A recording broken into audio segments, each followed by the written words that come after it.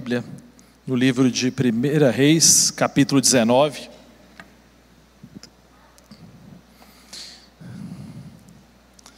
Primeira Reis 19, a partir do versículo 1.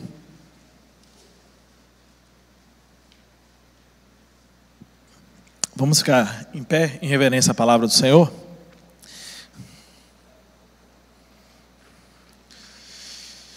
Primeira Reis 19 fala assim: Ora, Acabe contou a Jezabel tudo o que Elias tinha feito e como havia matado todos aqueles profetas à espada. Por isso Jezabel mandou um mensageiro a Elias para dizer-lhe: que os deuses me castiguem com todo rigor, se amanhã, nesta hora, eu não fizer com a sua vida o que você fez com a deles. Elias teve medo e fugiu para salvar a sua vida. Em Berseba, de Judá, ele deixou o seu servo e entrou no deserto, caminhando um dia. Chegou a um pé de giaste e sentou-se debaixo dele e orou, pedindo a morte. Já tive o bastante, Senhor. Tira a minha vida. Não sou melhor do que os meus antepassados. Depois se deitou debaixo da árvore e dormiu. De repente, um anjo tocou nele e disse: levanta-se e coma. Elias olhou ao redor e ali junto à sua cabeça havia um pão assado sobre as brasas quentes e um jarro de água. Ele comeu, bebeu e deitou-se de novo. O anjo do Senhor voltou e tocou nele e disse: levante-se e come, pois a sua viagem será muito longa. Então ele se levantou, comeu e bebeu. Fortalecido com aquela comida, viajou 40 dias e 40 noites até chegar a Horebe, o monte de Deus, e ali entrou numa caverna e passou a noite. Até aí. Senhor, muito obrigado, meu Pai, pela Tua palavra. Senhor, te agradecemos, meu Deus, por essa oportunidade de estarmos aqui reunidos, meu Deus, cultuando o Teu nome, tendo a liberdade, Senhor, de ouvir a Tua palavra, e que nesse momento, Senhor, a Tua palavra, ela venha de encontro ao nosso coração, de encontro às nossas necessidades, de encontro às nossas frustrações. Senhor, que o Senhor nos ajude nesse momento, através da Tua palavra, encontrar às vezes resposta para alguns problemas que estamos vivendo. Que através dessa história de Elias, o Senhor fale ao nosso coração. Me use agora, Senhor, com poder e graça, é o que eu te peço em nome de Jesus. Amém. Pode se sentar, irmão. Essa passagem, o capítulo anterior, de 1 Reis 18, sem dúvida é de uns textos bíblicos mais conhecidos e assim, eu diria até mais emocionantes da Bíblia, né? A gente vê ali no capítulo anterior, quando o profeta Elias, ele desafia os profetas ali de Baal, né? Os profetas ali de Acabe e Jezabel. E ele vai desafiar esses profetas fazendo 2 altares, né? E que aqueles profetas clamassem ao Deus Baal, Deus Acera, para que mandasse fogo para consumir aquele holocausto. E ele sozinho do outro lado. De um lado, eram 450 profetas, e ele sozinho de um lado. E a Bíblia nos conta que eles passaram ali o dia inteiro orando, os profetas de Baal, orando, clamando a Deus. Fala que eles se feriam com a espada e com lanças,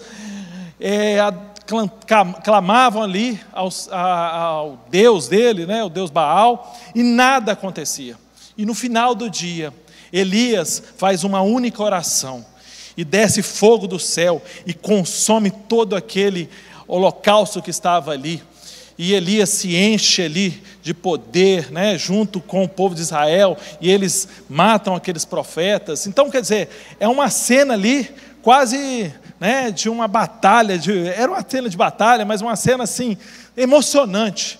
A gente lê, se emociona com aquilo, vê a soberania, o poder de Deus agindo naquele local, Elias desafiando ali, de uma forma assim, com muita ousadia, aqueles profetas.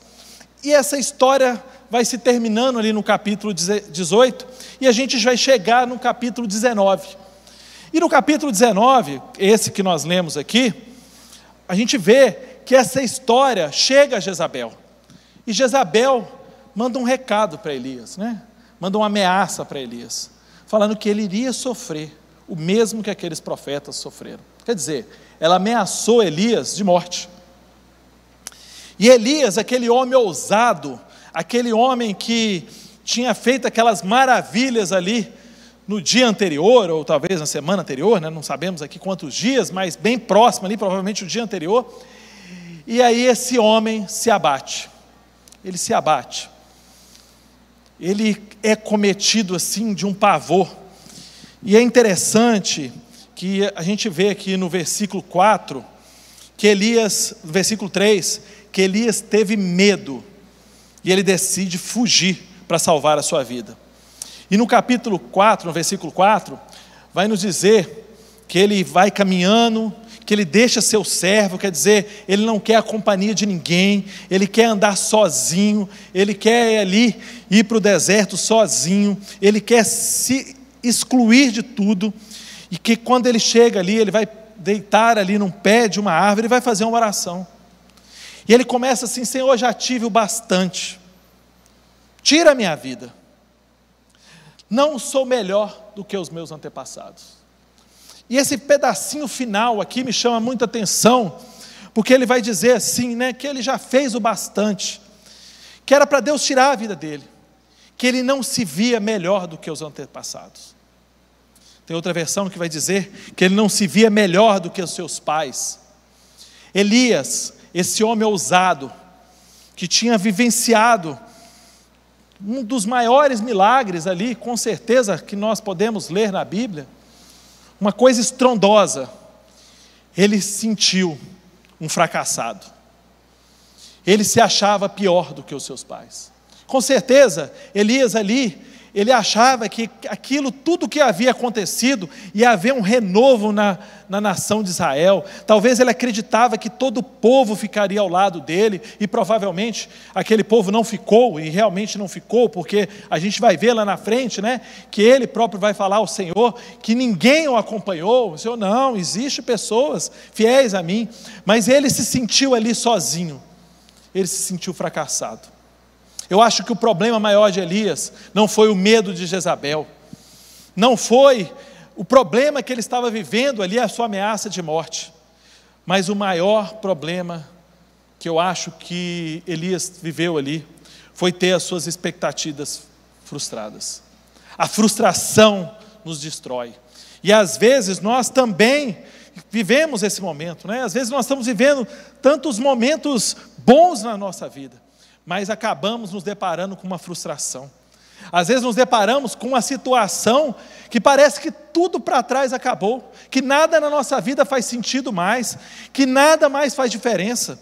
Às vezes um problema, ele nos faz derrubar de uma forma tão grande, e nós achamos, como Elias, que nós não somos melhores do que os nossos pais, que tudo que nós já vivemos, tudo que nós já vivenciamos, tudo passou. Elias viu naquela situação, mesmo tendo vivenciado tão grande poder de Deus, que ele acreditou que para ele tudo tinha acabado. Ele enfrentou 450 profetas, mas numa ameaça de morte, num recado, ele se sentiu frustrado. Ele entendeu que nada mais fazia sentido. Às vezes acontece isso conosco. Lá em Provérbios 13, no versículo 12, fala que a esperança que se retarda deixa o coração doente. Quando a gente percebe que a nossa esperança está indo embora, ou ela não aparece, ou tudo parece que está dando errado, o nosso coração se adoece. É os quadros que vivemos hoje, né, de pessoas deprimidas, pessoas vivendo uma situação que parece que tudo desmoronou ao seu redor. Elias se sentiu assim. E eu resolvi fazer uma pesquisa, fui lá no ChatGPT, perguntei para ele quais são os maiores motivos de frustração que nós passamos. E ele, o ChatGPT é muito inteligente, ele me deu 7 motivos de frustração. Às vezes, quando as nossas expectativas não são atendidas, quando as nossas metas não são alcançadas, é motivo de frustração. Quando as circunstâncias ficam fora do nosso controle, talvez como Elias, se sentiu que parecia que nada tinha controle para ele mais. Às vezes, quando a gente vive momentos de conflito ou relacionamentos difíceis, às vezes, quando passamos por uma perda muito séria, isso nos leva à frustração. Quando às vezes passamos por injustiças, desigualdades, ou também quando nós exigimos de nós, quando nós temos uma alta exigência muito excessiva sobre nós.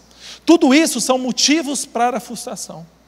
E aí você pode me perguntar: Fernando, mas beleza, os motivos estão aí, mas como nós vencemos esse motivo? Eu quero mostrar para vocês, através da palavra de Deus, através de versículos na palavra de Deus, que nós conseguimos vencer essas frustrações. Para que nós não nos deparamos na mesma situação de Elias, pedindo a morte às vezes. Falando: Senhor, para mim nada mais faz sentido, para mim tudo acabou. Nós precisamos encarar às vezes as frustrações, encarar os problemas que a gente vem passando, encarar de frente, e a palavra de Deus, ela é a chave para vencermos isso.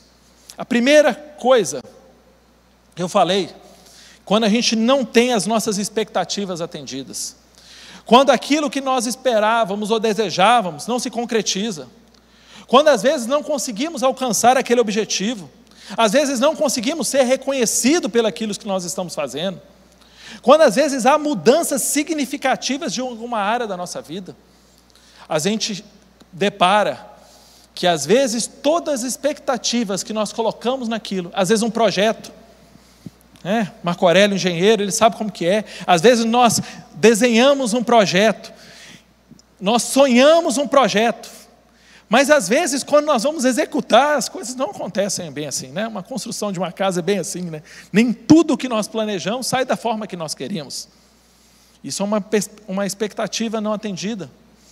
Às vezes um projeto de vida, às vezes você está estudando para um concurso, você está preparando e parece que aquilo nunca acontece.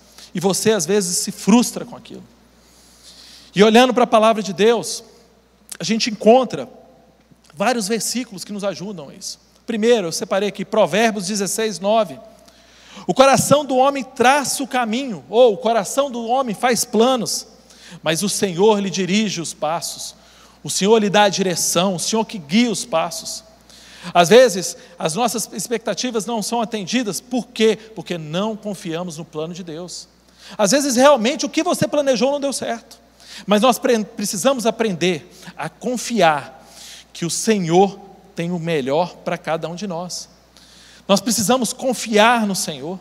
Às vezes o nosso coração vai fazer planos, vai traçar caminhos, vai nos dar direção, mas às vezes o Senhor que vai dar a resposta. Às vezes a sua expectativa não está sendo atendida, confie no Senhor. Lá em Tiago 4, versículo 13 e 14, diz assim: ouçam agora vocês que dizem: hoje ou amanhã iremos para esta ou aquela cidade, passaremos um ano ali, faremos negócio ou ganharemos dinheiro. Vocês nem sabem o que acontecerá amanhã. Nós precisamos entender, para nós não sermos frustrados às vezes com as nossas expectativas, que às vezes nós temos limitações, o nosso coração vai fazer planos, mas nós não sabemos como será o amanhã, nós não sabemos as respostas que vão vir amanhã. Tiago nos fala isso: não sejam tolos. Fazer planos, planejar, Como eu disse, fazer um projeto de uma casa é importantíssimo. Não vai construir uma casa sem projeto, que aí que a expectativa vai ser frustrada mesmo. Mas de qualquer forma, você tem que entender que nem tudo está no seu controle. Lá no Salmo 42, versículo 11, vai dizer assim: porque está batido, ó minha alma, porque te perturbas dentro de mim? Espera no Senhor, pois ainda te louvarei. Coloque as suas esperanças no Senhor, não nas circunstâncias. Às vezes muitas coisas vão vir ao nosso redor, às vezes a nossa alma vai estar abatida, mas espere no Senhor. Filipenses 4:11, ele nos diz que nós precisamos aprender a se contentar com aquilo que nós temos. Quer dizer, nós precisamos ajustar às vezes as nossas expectativas às nossas condições, e aí eu não falo só financeiras, condições também de dons, condições de projetos. A gente precisa entender que a gente tem que se ajustar às coisas. A gente precisa se contentar com aquilo que a gente tem. Segundo ponto, que o ChatGPT falou para mim, às vezes o que traz frustração à nossa vida são metas não alcançadas. Às vezes nós esforçamos para atingir um objetivo, como um projeto no trabalho, um plano pessoal ou acadêmico, e não obtemos às vezes os resultados esperados. Isso pode gerar em nós uma frustração.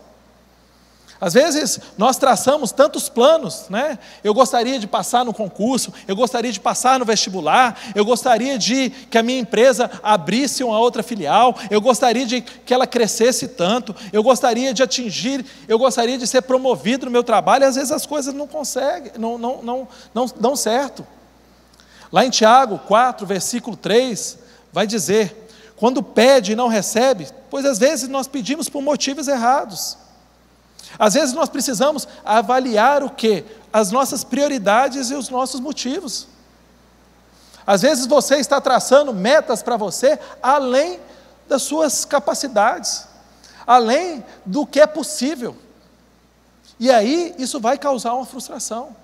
É importante sonhar, o sonho é bíblico, é de Deus, mas às vezes nós precisamos alinhar as nossas metas. A gente gosta de falar na empresa que a gente traça a meta para ter grandes objetivos, mas nunca alcançar. Não é assim que funciona. A gente às vezes tem que traçar metas alcançáveis. Lá em Filipenses 4, versículo 6, vai falar: não andem ansiosos por coisa alguma, mas em tudo, pela oração e súplicas, e com ações de graça, apresente os seus pedidos a Deus. E a paz de Deus, que excede todo entendimento, guardará os seus corações e as suas mentes em Cristo Jesus. Quando for traçar a meta, ore e peça a direção do Senhor. Senhor, será que isso que eu estou querendo, será que esse objetivo, ele é plausível? Ele é alcançável? Peça a orientação do Senhor. Terceiro, às vezes acontecem circunstâncias que são fora do nosso controle. Situações que às vezes fogem ao nosso controle, como um problema de saúde, um desemprego, às vezes desastres naturais, uma pandemia, né? Mudanças imprevistas. Isso pode gerar em nós um sentimento de impotência. Lá em 2 Coríntios 12, 9, Paulo vai falar: a minha graça é suficiente para você, pois o meu poder se aperfeiçoa na sua fraqueza. Às vezes nós precisamos, sabe de quê? Da graça do Senhor. Nós precisamos aprender a depender da graça do Senhor. Nós precisamos aprender que nem tudo está no nosso controle. Às vezes um desemprego não está sob o nosso controle. E aí nós temos que confiar que somente a graça de Deus nos basta. Salmo 27, versículo 14 nos diz: espere no Senhor, seja forte, coragem, espere no Senhor, tenha paciência. Às vezes nós vemos uma circunstância contrária, nós desesperamos, não temos paciência, não conseguimos manter a esperança. Espere no Senhor, seja forte. Lá em 1 Tessalonicenses 5,18, Paulo vai dizer: dê graças em todas as circunstâncias, seja grato e mesmo nos momentos de dificuldade, seja grato mesmo no problema de saúde, seja grato mesmo no problema financeiro. Salmo 119, versículo 105, a tua palavra é lâmpada que ilumina os meus pés, ou a tua palavra é lâmpada para os meus pés, em outra versão, e luz para os meus caminhos. Busque refúgio na palavra de Deus. Se parece que tudo perdeu o controle, ore para a Bíblia. Busque a orientação do Senhor. Quarto motivo que às vezes nos causa frustrações, às vezes conflitos e relacionamentos difíceis. Às vezes temos problemas nos relacionamentos, sejam eles familiares, amorosos ou profissionais. Às vezes, quando não alcançamos a harmonia desejada, pode resultar em frustração. Quantas pessoas estão frustradas às vezes nos relacionamentos? Quantas pessoas às vezes estão frustradas no ambiente de trabalho, porque não há harmonia naquele ambiente de trabalho? Lá em Romanos 12, 18, Paulo vai nos dizer: se possível, quanto depender de vós, tende paz com todos os homens. Busque a paz e a reconciliação. Se o seu ambiente de trabalho está tumultuado, seja você ali o alicerce de paz. Paulo vai nos dizer: busque. Claro que ele vai dizer que sempre que possível, às vezes não é possível, às vezes a situação é complicada, mas sempre que possível, você tem que ser ali aquele que vai trazer a paz, não colocar mais fogo, mais lenha na fogueira. Efésios 4, 32 vai nos dizer: sejam bondosos uns para com os outros, compassivos, perdoando-vos uns aos outros, como também Deus os perdoou. Pratique o perdão. Às vezes os grandes problemas de relacionamentos conflituosos são a falta de perdão. Ninguém quer abrir mão de perdoar. Ninguém quer abrir mão de dar um passo para trás. 1 Coríntios 13, versículo 4, vai dizer assim: o amor é paciente, o amor é bondoso, não sente inveja, não se vangloria, não se orgulha, não maltrata, não procura seus interesses, não se ira facilmente, não guarda rancor. Haja com amor e humildade com as pessoas. Mateus 18, 15, Jesus falando: se o seu irmão pecar contra você, vá a sós com ele e mostre o erro. Confronte com amor, converse. Às vezes relacionamentos, amorosos, casamentos, às vezes eles não conseguem enxergar numa solução, porque não há diálogo, não há conversa. Jesus está falando com o seu irmão, mas é o seu esposo, a sua esposa. Pare e converse. Se tem algo que não te agrada, se o prato na pia ou na mesa não está indo, fale. Romanos 12, versículo 19: amados, nunca procurem se vingar, mas deixe que o Deus da ira, mas deixe com Deus a ira, pois está escrito: a minha vingança eu retribuirei, diz o Senhor. Confie no Senhor para a justiça. Se você está se sentindo injustiçado, confie no Senhor. Ele é o verdadeiro juiz, não você. Quinto motivo que nos traz frustrações: perder algo importante, como um parente querido, como um emprego, como perder uma oportunidade, ou fracassar às vezes em uma atividade que você acreditava ser possível. Gera em nós um sentimento de frustração, de decepção. Salmo 34, 18: o Senhor está perto dos que têm o coração quebrantado e salva os espíritos abatidos. Reconheça o Senhor e lamente a dor a Ele. Ele vai consolar. A palavra de Deus é clara: Ele vai consolar, Ele vai refrigerar, Ele vai trazer descanso para você. Provérbios 24, 16: pois ainda que o justo caia 7 vezes, ele se levantará. Mesmo que você ache que você não está, que tudo está dando errado, que parece que tudo que você tem você está perdendo, a palavra de Deus é promessa: mesmo que o justo caia 7 vezes, ele ainda se levantará. 1 Tessalonicenses 5,18, eu li aqui anteriormente: dê graças em tudo, cultive a gratidão, mesmo em tempos difíceis, mesmo nas percas. Seja grato, agradeça ao Senhor. Eu falo muito com meu irmão a respeito às vezes da morte da minha mãe, e falo com ele: Juliano, nós temos que agradecer ao Senhor. Nossa mãe não sofreu, não ficou internada. Claro que tudo é um consolo, mas é verdade, é olhar para as circunstâncias e dar graças a Deus. Glória a Deus por isso. Então a gente tem que, às vezes, mesmo nos momentos difíceis de perda, agradecer ao Senhor. Porque a forma que foi, o jeito que foi, mesmo sendo uma perca dura, a gente tem que dar glória a Deus, agradecer a Deus, dar graça a Deus. Lá em Joel 2:25, diz assim: vou compensá-lo pelos anos de colheita que os gafanhotos destruíram. Confie no poder restaurador do Senhor. Mesmo que pareça que os gafanhotos estão destruindo tudo na sua vida, confie que o Senhor vai compensar. É promessa, Ele falou para o povo de Israel, e a gente pode trazer isso para os nossos dias e para a nossa vida: eu vou compensar vocês pelos anos de colheita que os gafanhotos destruíram. Sexto, às vezes nos frustramos por causa das injustiças, às vezes sentir tratado de uma forma injusta, ou ser alvo de uma discriminação, ou de um preconceito, pode gerar frustração e ressentimento.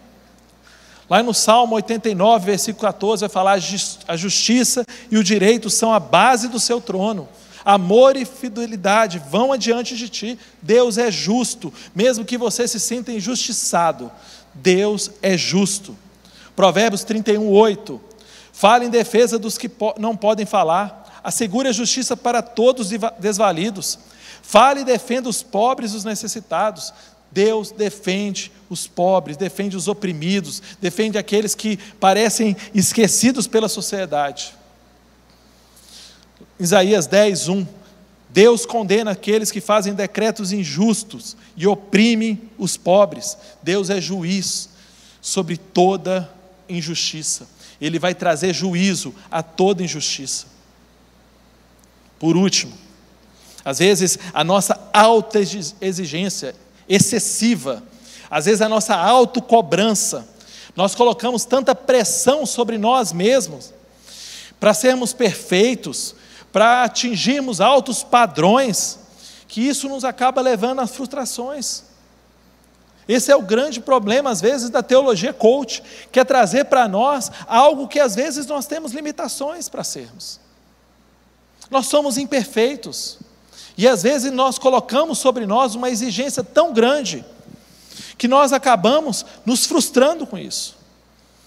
Paulo vai dizer em Filipenses 4, versículo 11, aprendi a estar contente em toda e qualquer situação, tudo posso naquele que me fortalece. Paulo entendia, ele tinha certeza no valor do contentamento. Paulo queria andar à frente, ele queria ir adiante, mas ele entendia também que ele sabia que às vezes ele tinha suas limitações. Lá em 2 Coríntios 10, 12, ele vai falar assim: não nos atreveu a classificar ou nos compararmos com alguns que se recomendam a si mesmo, quando medem a si mesmo com os outros, comparando consigo mesmo, esses não têm entendimento. Paulo entendia que ele tinha que se contentar com o que ele era, e evitar comparações. Paulo, quando vai falar aqui ao povo, à igreja de Corinto, ele vai trazer ali algumas divisões que existiam na igreja. Falavam que alguns eram de Pedro, de Cefas, outros de Paulo, outros de Apolo, e ele entendia ali que cada um tinha suas qualidades, cada um tinha ali coisas que eram melhores do que Paulo. Mas ele sabia que nada poderia dividir uma igreja em comparações, que a comparação estraga uma igreja, que uma comparação estraga uma família, que uma comparação estraga um relacionamento entre irmãos, entre filhos, uma comparação estraga uma empresa. Nós devemos evitar, Paulo é bem claro, parem de se classificar ou comparar um com os outros. Provérbios 16, 18, a soberba procede à ruína, e a altivez de espírito procede à queda. Temos que tomar cuidado com o problema do orgulho. Às vezes somos orgulhosos demais e se sentimos melhores. Isso também traz sobre nós um peso, porque não é verdade. Lá em Efésios 2, 8, vai dizer, Paulo escreve: porque pela graça vocês são salvos, por meio da fé, isso não vem de vocês, é dom de Deus, não por obras, para que ninguém se glorie. Nós precisamos ter a aceitação da graça de Deus, ela sim, é o que nos faz ir adiante, ela é que nos salva.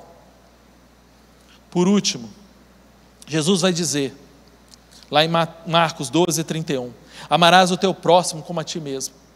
Quando nós colocamos em nós um excesso de perfeccionismo, queremos ser melhores, nós não estamos amando os nossos irmãos, nós